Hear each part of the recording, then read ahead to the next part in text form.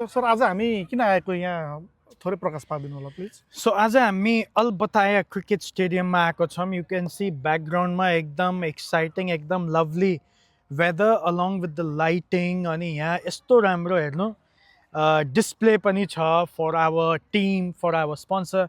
So म personally पनि एकदम एक्साइटेड छु for the community, not only DNIG but for the whole Nepalese community. म एकदम एक्साइटेड छु। मेरो आन्सर लङ भए पनि त्यो एक्साइटमेन्टको कारण हो किनभने हामी फर्स्ट टाइम युएमा नेप्लिसको लागि T10 cricket match competition Nepali कम्युनिटीको लागि अर्गनाइज गर्दैछौँ। सो त्यही भएर हामी यहाँ आएको। सो यो टुर्नामेन्टमा हाम्रो डिएनआइजीको के रोल छ? सो डिएनआइजी जुन जहिले पनि कम्युनिटीको लागि स्ट्यान्ड गरिरहेको छ होइन, यहाँ म्याच जहिले पनि फुटबल हुन्छ, भलिबल हुन्छ, अन्य म्याच हुन्छ for the नेप्लिस community.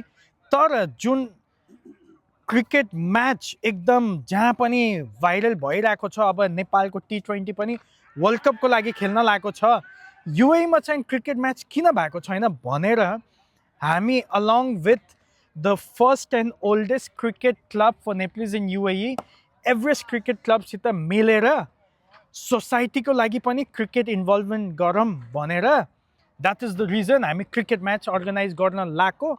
So DNIG is the co organiser along with the main organizer Everest Cricket Club. Sir, as you were one of the organizing party in the Nepal versus West Indies, sir, what do you see the difference between local level को जुन हाम्रो fan following र cricket को level र international लेभलमा? Actually local लेभलमा म difference चाहिँ के देख्दिनँ किनभने नेपालीको क्रिकेट फ्यान बेस एकदम हाई छ, तर युएमा अलि इन्भल्भमेन्ट कम हो किनभने अब क्रिकेट म्याच खेल्नको लागि अलि एक्सपेन्सिभ हो। ब्याट चाहिन्छ, प्याड चाहिन्छ होइन, धेरै इक्विपमेन्ट्स चाहिन्छ। तर त्यो कुरा ध्यान दिएर हामी यो म्याच जुन अर्गनाइज गरिरहेको छौँ यो हार्ड टेनिस बलबाट हो। स्टेडियम चाहिँ यही हो, आइसिसी अप्रुभ हो, तर बल चाहिँ हार्ड टेनिस बल हो। विच मिन्स तपाईँलाई न ब्याट न प्याड होइन न सेफ्टी त्यस्तो इक्विपमेन्ट चाहिन्छ, विच मिन्स तपाईँको मनी पनि त्यति खर्च हुँदैन। सो यदि कोही चाहिँ इन्डिभिजुअल व्यक्ति छ जो उसलाई चाहिँ क्रिकेट खेल्नलाई इन्ट्रेस्टेड छ बट उसले चाहिँ प्लेटफर्म पाइरहेको छैन, यस्तोलाई यस्ता साथीहरूलाई के भन्न चाहनुहुन्छ? हो, यस्तो साथीहरूलाई म के भन्न चाहन्छु भने जस्तो म एक दुईजना भाइहरू चिन्छु जो नेपाल अन्डर 19 को लागि पनि खेलेको, तर दुबई आइसी they did not get any exposure.